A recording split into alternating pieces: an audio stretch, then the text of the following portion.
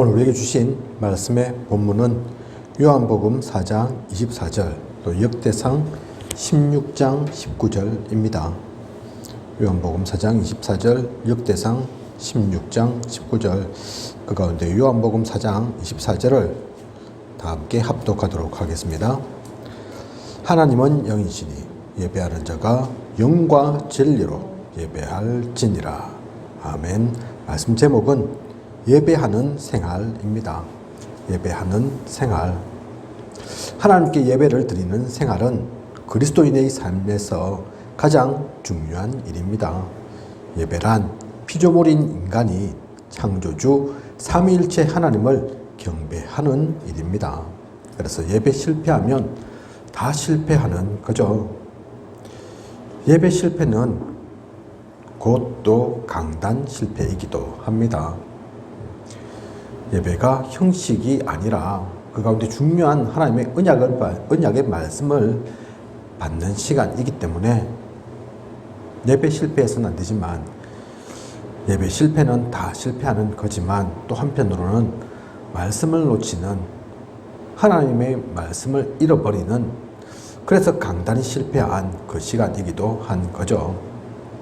일주일에 한 번씩 예배 드리러 나오면서 거기에 실패한다면 사실 다 실패하는 것입니다. 요즘 성도분들 예배에 잘 참석하지 못하시죠? 그죠?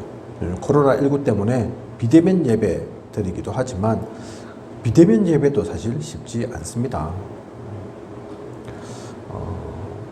얼마 전까지만 하더라도, 저희가 어릴 때만 하더라도 주일에는 저는 교회에서 완전히 살아간 것 같습니다. 아침부터 새벽부터 저녁까지. 요즘은 그래도 오전 예배, 오후 예배 해서 몇 시간 틈 있고 그렇지만 예전에는 그렇지 않았거든요. 그죠? 예전에는 저녁 예배가 있었죠. 그죠? 그래서 그 중간 틈 그냥 노는 게 아니라 성가대는 찬양 준비하고 또 호름하기도 하고, 그래서 거의 하루 종일 교회에서 사는 시간이 주일이었다니까요. 그뿐만이 아닌 수요 예배, 또 금요 기도회, 이런 시간들이 있으니까 일주일에 몇 번씩 나왔는데 요즘은 거의 그렇게 오시는 분들 자체가 별로 없죠. 그런데 그래서 그나마 일주일에 한 번 정도 오는 예배인데 그 시간마저 놓친다면 그 시간마저 은혜를 누리지 못하고 중요한 하나님의 말씀을, 또 체험을, 은혜를 누리지 못한다면 일주일뿐만 아닌 모든 시간 사실 다 실패하는 시간인 거죠. 그래서 예배드리는 이 시간은 절대 양보할 수 없는 겁니다. 그래서 이 비밀을 알았던 다윗은 시편 100편 4절에 감사함으로 공정에 들어가며 그렇게 말씀하고 있습니다. 궁정 들어간다는 얘기가 아니죠. 감사함으로 궁정에 들어가는 것처럼 그렇게 성전을, 그렇게 예배를 드린다는 얘기입니다. 우리가 혹시 청와대 불려가는 게 아니죠. 청와대는. 그죠? 초청받아 간다, 초대받아 간다, 그렇게 간다면 어떻게 가겠습니까? 그냥 잠옷바람으로 가겠습니까? 아침에 부시시 잠들게 눈으로 일어난 그 상태로 가겠습니까? 그죠? 그게 아닌 것처럼, 내가 대통령을 만나는 시간이다, 그런 마음으로, 사실은 그보다 더 큰, 더 온전하신, 더 대단하신 창조주 하나님을 만나는 그 시간이거든요. 그죠? 우리 예배 드릴 때 갖추어야 할, 우리가 누릴 마음가짐입니다. 그래서 이 예배를 통해서 메시지를 정리하고 확신 가운데 은약을 붙잡고 또 사명을 발견해야 하죠. 그죠? 그 말씀이 그냥 귀에만 듣기 좋은 달콤한 은혜 되는 그런 말씀일 뿐만 아니라 그 말씀 속에서 내가 일주일을 어떻게 살아가야 할지, 무엇을 누릴지, 하나님은 이번 일주일 또 앞으로 주어지는 모든 시간 가운데 무엇 하길 원하시는지 그것을 발견하고 누리고 체험하는 그 시간이거든요. 그래서 다음 주일 돌아오면, 다음 주일 예배 강단 가운데 나아가게 되면 또 많은 응답 받은 것을 가지고 하나님께서 삶을 통해 주신 많은 은혜를 가지고 다시 또 기도 속에서 아뢰기도 하면서 다시 또 그 가운데서 생긴 문제가 있다면 또 알아야 할 답이 있다면 누릴 힘이 있다면 받고 그렇게 하나님과 깊은 포럼하는 중요한 소통을 나누는 그 모든 시간이 예배 시간입니다. 그것을 알고 누리는 우리여야겠습니다. 자, 그래서 예배의 대상, 일대지의 말씀이죠. 예배의 대상은 누구냐? 많은 사람이 지금도 생명 없는 나무나 돌로 만든 우상을 섬기고 있습니다. 또 세상 것들, 돈이나 권력, 과학 등 많은 우상을 숭배하고 있습니다.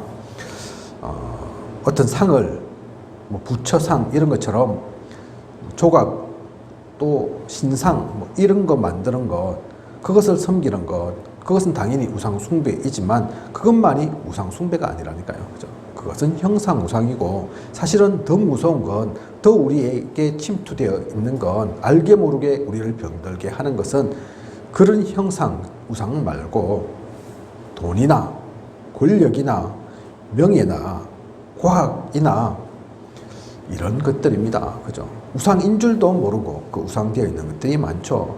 그것을 사실 우상 숭배처럼 섬기고 있죠. 현대인들이 특히 그렇습니다. 그죠? 이 모든 것들은 창조주 하나님이 만드신 것에 불과합니다. 그래서 유 목사님 가끔 이 돈을 토큰 그렇게 표현하시는 거거든요. 그죠? 돈 자체가 가치가 있는 것이 아니라 그건 그냥 표시된 형태일 뿐인데 우리가 그렇기로 서로 그렇게 정하기로 소위 약속한 그 표시일 뿐인데 그런데 그거 얻으려고 그죠? 사실은 그 구리 덩어리 또 돈 종이 조각 그거 좀 더 많이 챙기려고 사실은 그것들은 아무것도 아니거든요. 그죠? 하나님에 비해서 그것은 비할 바가 되지도 못하는 것이거든요. 그런데 그런 것을 섬기고 있다니까요. 그것이 우리의 많은 사람들의 예배의 대상이 되어 있다니까요. 그죠? 진짜 그러면 예배의 대상은 무엇입니까? 우리가 진짜 예배로 섬길 그 분은 누구입니까? 요한계시록 4장 8절에 보면 전능하신 주 하나님 그렇게 표현하고 있습니다. 요한계시록 4장 11절에는 우리 주 하나님이여 영광과 존귀와 권능을 받으시는 것이 합당하오니 주께서 만물을 지으신지라 만물이 주의 뜻대로 있었고 또 지으심을 받았나이다. 우리가 예배로 섬길 분은 전능하신 하나님입니다. 우리 주 하나님이십니다. 이 하나님이 전능자이시고 창조자이십니다. 그리고 요한계시록 5장 9절 또 12절에서 13절을 보면 죽임을 당하신 어린 양 보좌에 앉으신 이 그렇게 표현하고 있죠. 예수 그리스도 성자 하나님 또 성령 하나님 그런 삼일체 하나님이 우리의 예배 대상입니다. 그 외에는 다른 어떤 것도 우리가 섬길 우리가 예배로 받들 그런 존재는 없습니다. 그러면 예배를 드리기 위한 우리의 자세는 어떠해야겠습니까? 예배 때 우리 마음의 중심이 다만 하나님을 향해야 합니다. 예배는 거룩하고 진실하게 드려야 합니다. 하나님은 전심으로 하나님만 향한 참된 예배를 드리는 사람을 복 주십니다. 우리 다락방에는 그런 분이 없다고 말씀하시던데요. 보통 사람들 많이 모이는 그런 기존 교회 이런 데 가면 일반적인 교회 가면 그런 분이 가끔 있기도 합니다. 예배 드리는데 신문 보고 계신 분이 있습니다. 그죠? 예배 시간이 아닌 휴식 시간이라서 신문 보는 게 아니라 예배 드리고 있는데 한참 자신은 신문 보고 있죠. 어떤 분입니까? 그런 분은 그분들은 끌려온 분들이죠. 그죠?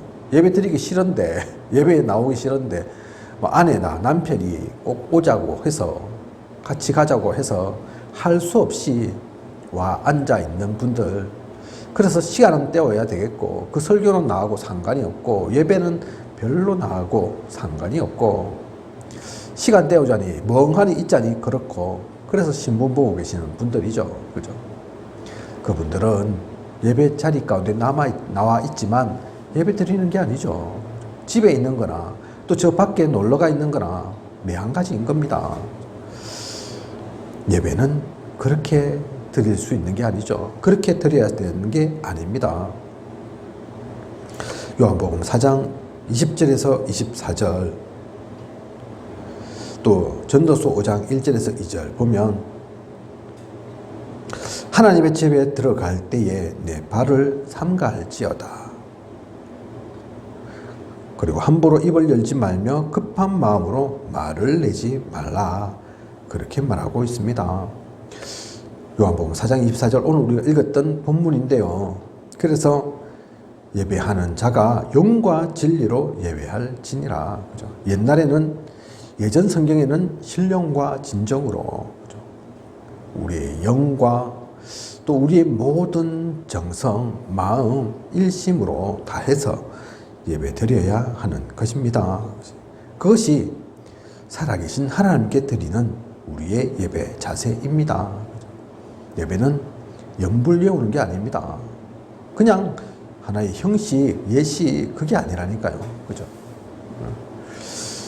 요즘도 그런지 모르겠는데, 제가 어릴 때 학교 다닐 때는 초등학교, 뭐 중학교, 고등학교 다 조례, 뭐 종례, 뭐 그런 게 많았던 것 같아요. 뭐 틈만 나면 가끔씩 쫙 불려가가지고 운동장이 도열해가지고 무슨 식을 하는데 별로 상관없는데, 그죠?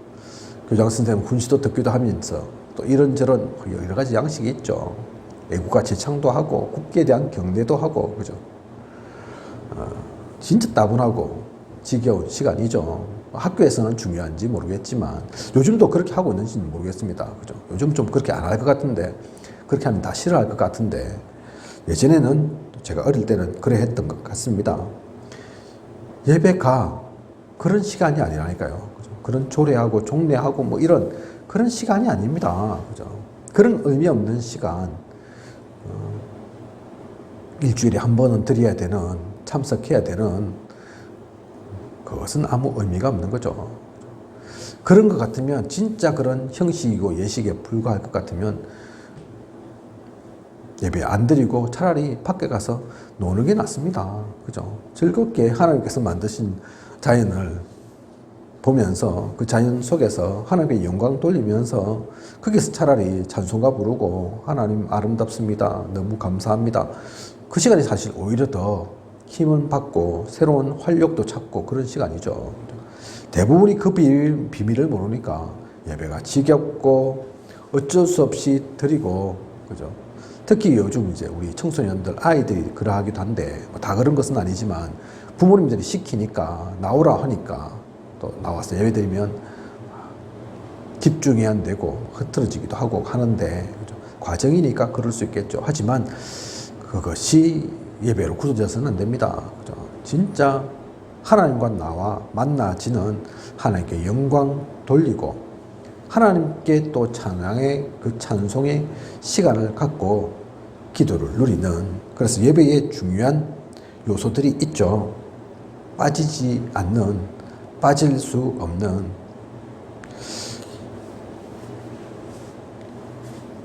히브리서 13장 15절 보면 찬송의 제사를 하나님께 드리자. 이는 그 이름을 정언하는 입술이 열매니라. 그렇게 표현하고 있습니다. 찬미의 제사, 감사, 회개, 기도, 간증 등을 노래로 우리는 나타냅니다. 기도하면서 그래서 찬송하면 큰 역사가 일어나죠. 우리가 찬양이 무슨 힘이 있을까? 진짜 이게 역사하는 힘이 있을까? 생각할 수 있지만, 다윗이 찬송할 때 악신이 떠나갔습니다. 그죠? 진짜 복음 가진 사람, 하나님을 믿는 사람이 찬양을 하면, 찬송을 하면 그 가운데는 역사가 있다니까요. 하나님이 함께 하신다니까요. 능력을 주십니다. 그죠? 그래서 제가 아는 어느 목사님, 진짜 찬양 좋아하시는 목사님이거든요. 이분 RTS에서 강의도 하시는 교수님이신데 자기 맡았는 과목이 따로 있는데 가끔가다 그런데 뭐라고 합니까? 이 금방 들고 다니는, 갖고 다닐 수 있는 전자우르간? 어쨌든 그런 거를 가끔 갖다가 강의실에 갖고 오세요. 음악 선생님이 아닌데, 음악 담당 교수님이 아닌데, 그러면서 가끔 가다가 찬양도 하십니다. 같이 부르자 이러면서 하시기도 하고. 그분이 간증하신 적이 몇 번 있는데, 귀신 들리고 정신문제 오는 분들 만났을 때 이리이리 찬송 내가 불러줬다. 그러니까 귀신이 떠나더라. 흑암이 무너지더라. 그 얘기 하시더라니까요. 그죠?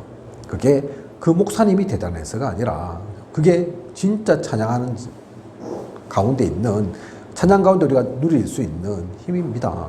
찬양은 그렇게 역사하는 힘이 있다니까요. 그죠? 그래서 그것을 안 다윗은, 솔로몬은 찬양대를 어떻게 구성했는지 아시지 않습니까? 그죠? 오늘날에도 그것이 이어져서 우리는 성가대가 중요하죠. 그죠? 우리 교회는 따로 성가대 그래서 하지 않고, 아직 성도분들이 그렇게 많지 않아서 있기도 하지만, 특송을 전체가 다 드리죠. 그죠? 그게 그냥 일어나라니까 일어나고, 찬양하라니까 찬양하는 것이 아닌, 진짜 특송 되어야 합니다. 하나님께 진짜 드려지는 참된 우리의 신앙의 고백이자, 또 하나님께 영광의 면류관을 드리는, 그것을 나타내는 그 귀한 시간이어야 합니다. 그러면 우리가 힘을 받고 우리가 은혜를 누리게 됩니다. 찬양, 그래서 예배 가운데 우리가 이것을 잊어서는, 놓쳐서는 안 되겠습니다. 그리고 기도가 있죠. 요한계시록 8장 3절에서 4절, 또 요한계시록 5장 8절 보면 나와 있는 것처럼 기도는 향이 가득한 금대접 가운데 감사, 고백, 간구, 중보 등을 언어로 나타낸 것입니다. 그래서 기도하면 네 가지 일이 벌어집니다. 성령의 역사가 있습니다. 그 기도 가운데, 그죠? 그리고 그 기도를 통해 사탄은 결박됩니다. 천사, 천국까지도 함께하고 움직여진다니까요. 그 기도 속에서. 그래서 성경을 보면 그 기도를 전달하고 또 그 기도의 답을 가지고 천사 천군들이 나타나는 것, 우리는 많이 볼 수 있습니다. 그죠? 기도는 그래서 이 영적인 세계에 중요한 그 흐름 속에 있는 그것을 누리는 귀한 시간, 그것이 기도의 시간입니다. 기도하는 것입니다. 그리고 기도를 통해 우리는 전도 문도 엽니다. 전도 문을 내가 열심히 뛰어가서 문 세게 두드린다고 밀려지는 게 아닙니다. 그죠? 오만 대 가서 막 문 두드리고 그런다고 되는 게 아니죠. 오히려 더 다칠 수 있죠. 이런 것들면. 그죠? 예전에는 아파트 같은 경우는 문 딱 열리면 발 한번 딱 걸어라. 그런 얘기 했지 않습니까? 그죠? 그걸 무슨 전도로 하는지는 모르겠는데, 문 닫히기 전에. 그죠? 요즘은 그것도 안 통하죠. 그죠? 하도 세상이 어수선해서 발 걸고 옛날 얘기입니다. 그죠? 그 열심으로 보일지는 몰라도 억지로는 그렇게 되어질지 몰라도 사람들에게 야 진짜 얼마나 전도를 하고 싶었으면 이렇게 할까, 그것은 와닿을지 몰라도 참된 전도는 되지 않죠. 진짜 전도문은 이 기도 속에서 열어집니다. 기도의 흐름 속에서 그래서 바뀌는 겁니다. 그 기도를 누리는 우리여야 하겠습니다. 그리고 중요한 것이 말씀이죠. 하나님의 말씀을 경청하고 순종하는 의지를 다지는 것입니다. 그 말씀이 우리에게 길이 되고 또 빛이 됩니다. 등대처럼 그 말씀을 통해서 우리는 어두운 세상 비칠 수 있습니다. 밝게 만들 수 있습니다. 우리에게 그 빛이 있음을, 하나님께서 우리에게 그것을 주셨음을 놓치지 않아야겠습니다. 그리고 헌금이 있죠. 마땅히 하나님의 것을 감사함으로 그분에게 드리는 시간. 그 헌금은 또 종류가 여러 개 있죠. 그죠? 헌금도 그냥 헌금 하는 게 아닙니다. 하나님은 기부금을 받으시는 하나님 아니거든요. 돈 내지 않으면 안 되는 하나님, 그런 하나님이 아닙니다. 그래서 헌금할 때에 봉투에 넣어서 미리 준비하면서 또 기도하면서 그 헌금도 준비해야 하는 거죠. 유 목사님께서 말씀하시는 것이 나는 많은 곳을 가게 되는데 가게 된 그곳 봉투, 헌금 봉투로 사용한 적이 거의 없다. 항상 그 전에 준비를 다 하니까, 그죠? 그 전에 기도로 준비하니까. 유 목사님 어머님은 또 보니까 항상 다림질을 해가면서, 그죠? 사실 돈이 중요해서 다림질 하는 것이 아니라 그게 작든 크든 그 돈이 쓰여질 것을 아니까 그렇게 준비하는 마음으로 하시는 것 보았다, 그렇게 얘기하시죠. 그죠? 그것이 전달되니까 유 목사님도 그냥 하시지 않습니다. 경제 축복 받으려면 반드시 그래서 우리는 11조를 해야 합니다. 정교인이 11조 하면 모자라는 것은 하나님이 책임지십니다. 가능하면 아끼면서 절약하는 정신, 그것 또한 가르쳐야 하죠. 아무렇게나 쓰고 하나님께는 대강하고 그렇게 해서는 곤란합니다. 이것은 그 중심이 벌써 불신자와 다름이 없는 것입니다. 그죠? 유 목사님 아마 어머님이 그렇게 하셨다고 제가 들은 것 같은데요. 또 다른 많은 성공한 분들도 그렇게 했다고 하죠. 남은 것을 헌금하는 것이 아니라 이미 헌금할 것부터 뭐 직장인 같으면 소득이 생기고 그러면 헌금할 것부터 먼저 챙겨놓고 그 나머지를 가지고 생활도 하고 다른 필요한 것들에 사용한다. 그렇게 얘기하는 것을 들은 적이 있습니다. 그죠? 그만큼 헌금이 그냥 돈 내는 것이 아니라 그것을 통해서 목회자 사례비로 드리기 위해서 그런 것이 아니라 이것 내어야지 교회가 돌아가고 목회자가 생활을 할 거니까 그래서 내는 것이 아니라 직접 하나님 받으시지 않는 것처럼 보이고 하나님은 영이라서 육신적인 그런 것과는 먼 것 같이 보일 수 있지만 그것이 아닌 전도 성교 가운데 또 하나님 나라의 일을 이루는데 이것이 중요하게 소용되어진다. 그것을 알기에 그렇게 준비하고 그렇게 하는 것이죠. 록펠러 얘기 가끔 하시는데 바쁘니까 이 사람 사업하는 사람이니까 그죠? 너는 많은 것 하려고 하지 말라. 록펠러 어머니가 그랬다고 하죠. 그죠? 1시간 전에 가서 기도해라. 그리고 네가 가장 헌금 많이 하는 그런 사람이 되어라. 일일이 교회 일 많이 할 수 없고 시간 내어서 이것저것 직분 가지고 뭐 할 수 없으니까 그냥 딱 그게 두 가지만 해라. 일찍 가서 기도하면서 세세한 것 알지 못하더라도 헌금을 제일 많이 해서 교회가 그걸 통해서 하나님 나라의 일을 하도록 그렇게 했던 록펠러가 그것을 또 다 지켰다고 하죠. 그렇게 지킨 록펠러 통해서 대학이 24개가 세워지고 교회는 2,000개가 넘게 세워졌다고 합니다. 그죠? 물론 공과사도 있습니다. 잘했다고 하는 사람도 있고 또 실수하고 잘못된 부분도 있다. 신앙생활이 아니라 그 록펠러라는 사람 자체가 말입니다. 그죠? 좋은 사람이다, 나쁜 사람이다 말은 있지만 어쨌든 그죠? 그 어머니와의 말 그것을 놓치지는 않았던 것이죠. 성경 속에 보면 그래서 그 중심을 가지고 있었던 사람들은 실패하지 않는 것 봅니다. 경제적인 뿐만 아니라 모든 것에서 성공하고 앞서가는 사람 되었음을 우리는 압니다. 그죠? 그래서 가끔 가다가 워너메이커, 그죠? 쉬브 이런 사람들 얘기하는 거죠. 그 사람들이 대단해서가 아닙니다. 청소부였고 또 아무것도 배운 것 없는 그런 사람들이었죠. 복음을 놓치지 않았고 예배를 놓치지 않았던 사람입니다. 얼마나 예배를 중요하게 생각했던지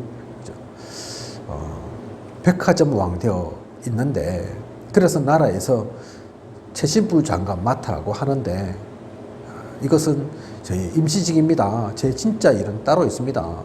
혹시 최신부 장관 한다고 주일 예배 놓치면 안 되니까 저는 못하겠습니다. 그렇게 얘기했다고까지 하지 않습니까? 그러니까 대통령이 뭐 약속했다고 하죠. 절대로 주일 못 지키는 일 없도록 그렇게 하겠다. 그러니까 해라. 그래서 그 일들을 맡았다고 하지 않습니까? 그죠? 예배는 그렇게 중요한 것입니다. 예배 가운데 있는 이 모든 것들 놓치지 말아야겠습니다. 그것을 누리는 우리여야겠습니다. 그래서 예배를 잘 드리기 위해서는 먼저 우리가 미리 준비해야 합니다. 시간을 미리 계획하고 생각하면서 준비해야 하죠.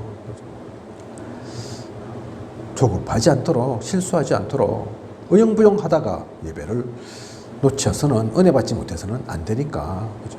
그리고 단정하고 정숙한 자세로 정성 또 마음과 뜻을 다하여서 우리가 예배 드릴 필요가 있습니다. 예배는 그래서 진짜 중요한 것입니다. 우리가 먼저 누리고 또한 이것을 후대들에게 전달해야 합니다. 유 목사님이 어머니의 그 교회를 향한 모습, 기도의 모습, 예배 드리는 것 보고 중간에 방황하기도 하고 또 딴 길 가기도 했지만 다시 돌아오면서 결국 그 기도대로 그 어머니의 중심대로 되었던 것처럼 우리 모습을, 우리의 뒷모습을 보고 우리 아이들은 큽니다. 성장합니다. 꼭 아이들만 얘기하는 게 아니죠.